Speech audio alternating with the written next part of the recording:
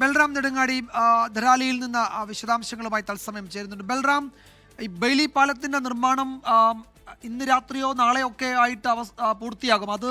അത് പൂർണ്ണതോതിൽ പ്രവർത്തിച്ചു തുടങ്ങിയാൽ മാത്രമേ രക്ഷാപ്രവർത്തകർക്ക് അവിടേക്ക് എത്താൻ കഴിയൂ. അല്ലെങ്കിൽ ഈ വ്യോമമാർഗം ആളുകളെ കൊണ്ടുചെന്നിറക്കുക മാത്രമാണ് ഇപ്പോൾ സാധ്യമാകുന്നത്. എന്താണ് ഒരു ഗ്രൗണ്ട് റിയാലിറ്റി, ഗ്രൗണ്ട് റിപ്പോർട്ട് എന്താണ് ബൽറാം?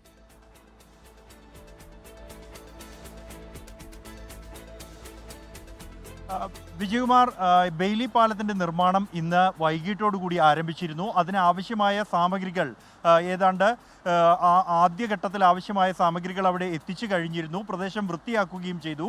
എന്നാൽ ഇപ്പോൾ ആ നിർമ്മാണത്തിന് ഏറ്റവും വലിയ തടസ്സമായിരിക്കുന്നത് ബട്ട്വാടിയിൽ റോഡ് തകർന്ന രണ്ടിടങ്ങളിൽ അത് പുനർനിർമ്മാണം പൂർത്തിയാക്കിയിരുന്നു. അവിടെ വലിയൊരു പാറക്കല്ല് വീണ് ഗതാഗതം ഇപ്പോൾ തടസ്സപ്പെട്ടിരിക്കുകയാണ്. ഇന്ന് വൈകിട്ട് 8:15 കൂടിയാണ് ഇത്തരത്തിലൊരു അപകടമുണ്ടായത്. അതിൽ നിന്നും ഒരു ബൈക്ക് യാത്രികൻ തലനാരിഴയ്ക്കാണ് രക്ഷപ്പെട്ടത്. ഇപ്പോഴും അവിടെ നിന്നും ആ കല്ല് മാറ്റാൻ കഴിഞ്ഞിട്ടില്ല.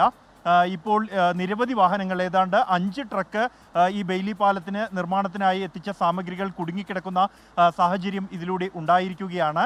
ആ കല്ല് മാറ്റാനുള്ള ശ്രമങ്ങൾ ആരംഭിച്ചു കഴിഞ്ഞിരിക്കുന്നു.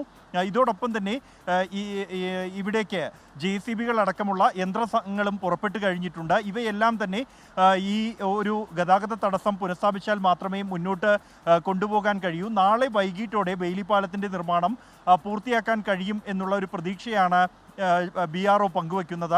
അതിനാവശ്യമായ മറ്റ് തയ്യാറെടുപ്പുകളെല്ലാം പൂർത്തിയായിട്ടുണ്ട്.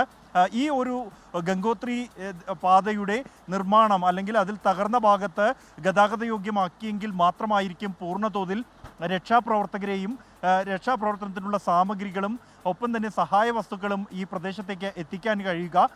നിലവിലിപ്പോൾ ഏതാണ്ട് 200ഓളം രക്ഷാപ്രവർത്തകർ മാത്രമാണ് ഇപ്പോഴും ആ പ്രദേശത്ത് എത്തിക്കാനായിട്ടുള്ളൂ എന്നാണ് ഏറ്റവും ഒടുവിൽ പുറത്തുവന്ന കണക്കുകളും വ്യക്തമാക്കുന്നത്. ദേശീയ ദുരന്ത നിവാരണ സേനയുടെ 2 ടീമുകൾ പ്രദേശത്തെത്തിയതായി NDRF അറിയിച്ചിട്ടുണ്ട്. അതിനപ്പുറത്തേക്ക് കൂടുതൽ ആളുകളെ എത്തിക്കേണ്ടതുണ്ട്. ആ ദുരന്തത്തിൻ്റെ വ്യാപ്തി അത് പുറത്തുവന്ന ചിത്രങ്ങളിലൂടെ വ്യക്തമാണ്.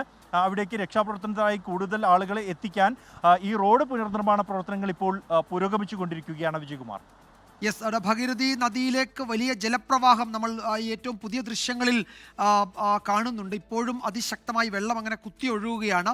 അവിടെ റോഡുകൾ മുഴുവൻ തകർന്ന് അവിടേക്ക് രക്ഷാപ്രവർത്തകർക്ക് എത്താൻ കഴിയാത്ത സാഹചര്യം. യഥാർത്ഥത്തിൽ അവിടുത്തെ ഈ ദുരന്തത്തിൻ്റെ ഒരു പൂർണ്ണ ചിത്രം ലോകത്തിന് ഇതുവരെയും കിട്ടിയിട്ടില്ല എന്നതാണ് വസ്തുത. കാരണം അവിടേക്ക് രക്ഷാപ്രവർത്തകർക്ക് നാട്ടുകാർക്കൊന്നും എത്താൻ കഴിഞ്ഞിട്ടില്ല. അത് ഈ ബെയിലി പാലം പൂർത്തിയായി ഒരു 24 മണിക്കൂർ കൂടി കഴിഞ്ഞാലേ ഒരു പൂർണ്ണതോതിൽ രക്ഷാപ്രവർത്തകർക്ക് അവിടെ എത്തി എന്താണ് അവിടെ സംഭവിച്ചത് എന്നത് സംബന്ധിച്ച് വിവരങ്ങൾ തന്നെ ശേഖരിക്കാൻ കഴിയും. ബൽറാമാണ് ആ വിവരങ്ങൾ ഏറ്റവും പുതിയ വിശദാംശങ്ങൾ നൽകിയത് ധരാലിയിൽ നിന്ന്.